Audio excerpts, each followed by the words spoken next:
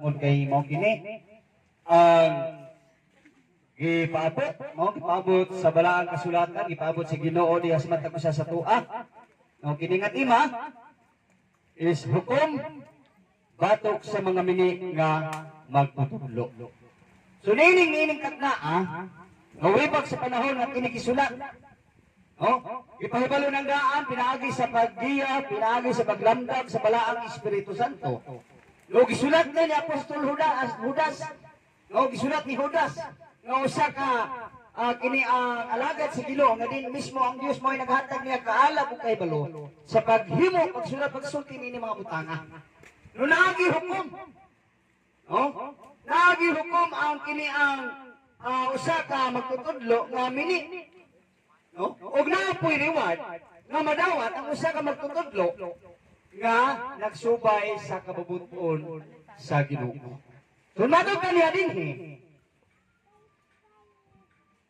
Matod kaniya. Mga hinigugma. Matod pa ni Judas. Ini nga Judas, dili ni si Judas Iscariote ha. No? Lahi ni nga Judas. Mao ni siya ang Judas nga kini ang kaubanan sa ato mga kaigsuon mga apostoles. No? Matod pa niya dinhi. Nagasulat ako kaninyo. Meaning, mga hinigugma, nagasulat ako kaninyo sa dakong kaikag, mahitungod sa kaluwasan na atong tanan, naaghat ako sa pagsulat. Yara? Sa dihang nagsulat, sa dihang nagasulat siya. Naaghat siya. Naaghat ako pagsulat sa pagtambak. Yara? Naasay kini ang kahanawa. Naasay kini ang paglantaw sa mga kaigsuunan kanhi sa panahon nila. Naay mga tambag, naay mga advices gikan sa mga kaigsuunan kaniadto aron lamang nga ang mga kaigsuunan magakinabuhi diha sa hustong paagi diha sa Ginoo. Namatod pa niya dinhi. Naagahat ako sa pagsulat sa pagtambag kaninyo nga makikpisog ka mo sa pagpanalipod sa tinuhan. Nasa makausaraw sa dayon itugyan ganto sa mga balaan. So naay gibilin nga tambag. Makikpisog meaning kini ang gubalok yun sa ngalikon. No lagi kini gitawag og kini ang hugot nga panguna-una diha sa kini ang pagtuo. Matod pa sa balaang kasulatan gikinahanglan sa mga gipiyalan adunay lig-on nga pagkadali sa ilang nahuna. Lig-on nga pagkadali. Nga dili gyud mabalhin-balhin, dili mapaling-paling. Makikpisog sa unsa, makikpisog sa tinuhan. Sa pagpanalipod sa tinuhan, nga sa makausaraw sa dayong gitugyan ngadto sa mga balaka. So makikpisog, makiglaban, makigbaka. No? Panglimbasukan. No kini nga tinuhan nga gipaabot sa Ginoo diha sa matag usa sa tua. Ngano ka ha? Kamatod pa niya dinhi. Kay kaninyo nagpagasunod sa hilom ang pipila ka mga tawo. Nga dugay nang gigatagana alang niining maong pagkahinukman sa silot. Tanawa wala pa ta matawo. Wala pa ta magkita-kita karon na plano ng daan na nahipabalo ng daan sa Ginoo. Sumala sa gisulti sa balaang kasulatan nga may pipila ka mga tawo. Nga dugay nang gikatagana alang niining maong pagkahinukman sa silot. Ano ka?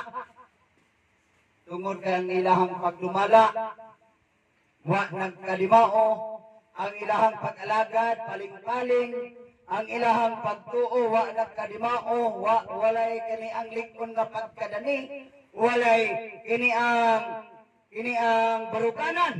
Matod pa sa pulong si Ginoo. O kini nga gisulti, ang pinadayag nagsulti, may mga tao na ang ilahang pangalan di yun masulat niya sa libro sa kinabuhi. So meaning, naanay nakataga ng mga tao nga para sa kingharian sa kalayo. Matod ba niya din Mga taong dili Dios nun. Yara. Nga na naghimo sa hiniwi nga pagpanapat sa grasya sa atong Dios alang sa ilang pagkatuyang o nagapanghimakak sa atong bugtong aganon ng Ginoo si Hesus Kristo. Tungod sa ilahang mga panglantaw, tungod sa ilahang kiniang interes, tungod sa ilang pagpalabaw-labaw, tungod sa ilahang kiniang ilang unahuna nga musikat sila, wa na sila kabantay nga ilahang pag-alagad ni tipas na. Muna itong hatagan ug dako kayong mga pagpahibalo karon. Atong hatagan ug dako kayong pag-analyze ang mensahe nga gipaabot sa Ginoo. Alang nimo na ko natong tanan ni arang sulti sa Ginoo no Galasya. No atong masahon ang Galasya, matud pa niya dinhi. No tataw klaro, matud pa niya dinhi. Yara. Oh? Ingon sa Apostol Pablo, tanawa sa dihang nagmensahe sa Galasya. Nahibulong ako nga sa kalit mitalikod kamo kaniya nga nagtawag kaninyo sa grasya ni Kristo o nibalitok kamo ngadto sa laing maayong balita. Tanawa ang gisulti ni Apostol Pablo ug ang Judas nagkamats. Namado pa ni Pablo, nahibulong ako nga sa kalit mitalikod kamo kaniya nga nagtawag kaninyo sa grasya ni Kristo. Giawhag na, gitawag na, gihandam na ang kiniyang dalan. Apan ang tao na ay sarili mga dalan, ay mga desisyon. Madod ka niya din. O nibalitok ka mo nga sa laing maayong balita. Dili nga doon ay laing maayong balita, kundili nga doon ay nagpagubot ka ninyo o buot magatuis sa maayong balita mahitungod kang Kristo. Nawara. Kung siya nakapagubot ang ilahang una-una. Ano man? Naana ang maayong balita. Once mag-isgot ang maayong balita, it is already a good news. Pag good news na maayong balita na wala na yung mga pagtampalas na sulti, wala yung pagkaot, no? Kundi ang maayong balita, mao lamang si Kristo nga namatay para sa imuha sa kuwasa tuwang tanan. Way back 2,000 years ago. Pero kanang gipaabot nila, mga kinigingon o kinang mga dili maayong mga sulti. Ang kasulatan, ang sulti nga kinahanglan sa inyo, mga sinultihan, kinahanglan tinimplahan ang kasi. Now, tataw, klaro mga igsoon ko diha sa Ginoo, nga ilahang mga sulti, kani panahon pa ni Pablo, matud pa, dili nga dunay laing maayong balita, matud pa. Oh? Dili nga dunay laing maayong balita, kundili, nga dunay laing maayong balita, matud pa niya, kundili nga dunay na nagpagubot kaninyo, ug buot, magatuay sa maayong balita, mahitungod kang Kristo. Naay mo tuis, naay buot mo tuis, naay gusto silang patunayan. Imbis ang maayong balita mo ay guide para sa mata ko sa katao, aron ng tao malamdagan, aron ng tao makasabot. Aboy, ang ilahan mahinuon ang masunod, ang ilahang kaugalingong mga balaod. Ngunit karon natong hatagan og dako kayong maayong pagtagad matud pa niya dinhi. Yan na. Apan bisan pa matud pa niya dinhi. Apan bisan pa kon kami usaba ka manulunda nga gikan sa langit. Magawali kaninyo maayong balita nga supag sa amon ang gikawali kaninyo. Ipatunglo siya. Uy, pagkakaita. No? Di basta-basta. Mo ni atong klarohon pagayo mga igsoon ko diha sa Ginoo. Ang maayong balita, it is kaniyang power, no? Power sa Ginoo kay unsay naa sa maayong balita, matud pa. Kay diha sa maayong balita ginapadayag ang pagkamatarong sa Dios aron ang tanan nga mutuo, matud pa. Mabuhi pinaagi sa pagtuo. No? Namatarong ka tungod sa pagtuo nganong nagtuo ka tungod sa maayong balita nga imong nadumok. Tanawa unsa ka importante ang maayong balita, matud pa gani nila Moises, no?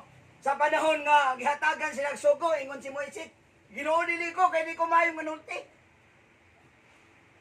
Unsaon man ako pagpahibalo ang tao nga ako di kumayo manulti pero sa sulti si Ginoo ayaw kahadlok. Ang imong isulti igahatag ra ang diyang adlaw. Anang taknaa. Meaning, dili kita mismo ang nagasulti kundi ang giya nga gikan sa Ginoo nagsulti og nagpahayag para ang matago sa katao kasabot pinaagi sa maayong balita. Anawa na matod pa sa kini ang Roma, no? Tanaw na to kung unsa ka importante ning maayong balita. Roma. Jess, atong lantawon. No, may nang biblical ta mga igsoon nga naman tungod kay naay mga pipila ka mga tao nga sobrahan pud ka maayo. No, gawas sa balang kasulatan matud pa niya dinhi. Apan unsaon man sa mga tao sa pagpangaliya kaniya nga wala nila tuhi. Yara. Unsaon pagtuo sa tao kung ang maayong balita is maayong balita nga gikan sa Ginoo dili na mao ang maayong balita nga gipaabot. Matod pa sa balaang kasulatan unsaon man sa mga tao sa pagpangaliya o pag-alagad sa Ginoo nga wala nila tuuhi. Unsaon man nila pag-alagad nga wa man sila kadungog, wa man tuuhi. Matod pa niya dinhi. O kung saon man nila sa pagtuo kanila nga wala kayo nila hinunggi. So matod pa niya dinhi. O kung saon man nila sa pagpakadungog kung walay magwawali. So pinaka-importante di ay nga na ay magwali sa maayong balita aron ang matago sa katao makasabot sa insaktong proseso sa kaluwasan. Nga naman, nagtuo siguro ang uban nga kini ang nakasahalaran sikat ka, no?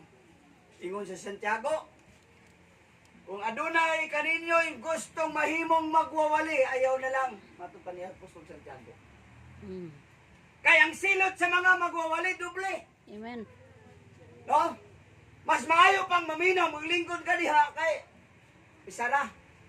Pero ang nagwali, labi na kung ang giwali, dili na mao, gawas na sa kasulatan, agoy, isulti ni Apostol Pablo, ani Santiago, mas doble ang madawat nga hukom.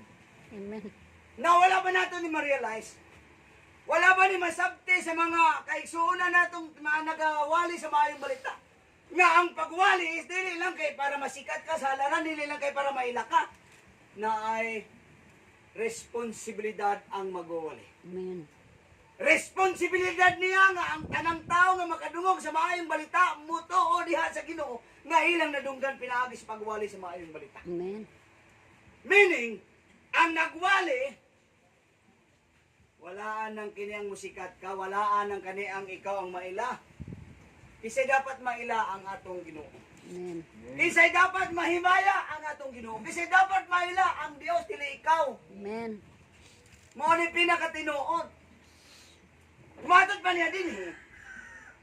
No, ingon si Epos. Ingon sa dire sa Roma. Atong yung mabasa, atong yung basahon. No? Ingon siya din sa Roma 10. Yara. O kung saon man sa mga tao sa pagpakawali gawas kung sila pinadala. Ako yung pagwali diya, di day basta-basta. Dili diya kay nahuman ka sa kini ang imuhang kurso aron mamahim o kang pastor. Magwawali ka na, dili diya. Kinsa ang magpadala ang Dios. Amen. Dili magpadala ang kini ang Bible School, dili magpadala ang bisan unsang organisasyon. Gawas sa Ginoo nga ikaw tinawag o pinili para Amen. Hebreo 4:4. Walay taong mangunay sa pagpahiluna siyang kaugalingon, kundi para sa Dios tinawag siya para diha. Magwawali ka, ang Dios ang desisyon. Amen. No? Dili ikaw magbuot-buot. No nga naman, di basta-basta ang pagwali, matod pa niya din he. No, ingon ang Galacia. Bisan pa kami, yan sulti ni Pablo. Bisan pa kung kami, sa baka manulunda nga gikan sa langit, magawali kaninyo, maayong balita nga supak, sa amo ng ikawali kaninyo, ipatunglo siya. E di basta-basta. Iksoon, gamay na kayo nga sipya sa litra, pwede nang malahi ang dagan sa sentence. Amen. No, naman tayo teacher dire, kabalo na si ma'am, ang proseso na. Ultimo spelling. No, atong sampulan. No, ultimo spelling parehaan eh. No, okay ni. Pareha bag meaning. Nagkalailahi na. Price. Pero basaha. Ha, similar sounds. No? Similar kani ang panganang pronunciation. Pero lahi-lahi nagmeaning. Mm. No? Kining price, presyo ni. Mm. Ini, premium. Amen. No, natawa to ni klaruhot pa kayo. Morning hatagan nato madako kay pagtakad matud pa bisan pa kami o manulundang gikan sa langit magwali nga dili magwali sa maayong balita nga among ikawali kaninyo matud pa ni Pablo. Usbon ko gayon ang akong paningog. No? Nga ko na dunay magawali kaninyo ug maayong balita nga supak sa inyo lang nadawat. Ay, patunglo siya di basta-basta. O na mga igsoon ko diha si Ginoo sa tanang nagwali sa maayong balita. So taa mag-ayo. No? Kay kung naamay imong pangunahuna nga ikaw ang maila, ikaw ang makini ang makini mataas. Ayaw na lang Ginoon. No? Si Kristo dapat ang mutaas, si Kristo dapat ang maila. Amen. No? Walay taong dimensyon Amen. na ang siya ilhon. Nga naman, siya nagpakamatay. Siya ang namatay dito sa Kalbaryo, sa cross, para na ikaw ako kitang tanan matubos. We are now given the privilege to escape from death and jump up into life. No? Natay pribilehiyo. Gihatagan the pribilehiyo sa Ginoo. Ngagikan sa kamatayon, gikuha ka, gibalhin ka dito sa kinabuhi. Ug ang kinabuhi nga gipahibalo sa Ginoo, matud pa niya dinhi sa Juan atong basahon. Kaya atong basahon, matud pa niya dinhi. No? Kining mga butanga gigsulat ko kaninyo nga nanagpanuo sa ngalan sa anak sa Dios. Aron kamo masayon nga kamo nakapanagyan na sa kinabuhing dayon. Amen. Tanawa unsa ka maayong ebidensyang gisulti si Ginoo. Kuha ka gikan sa kamatayon. Gibalhin ka ngadto sa kinabuhi. Kung sa imong mahimuan. Kung sa imo ang himuon anak.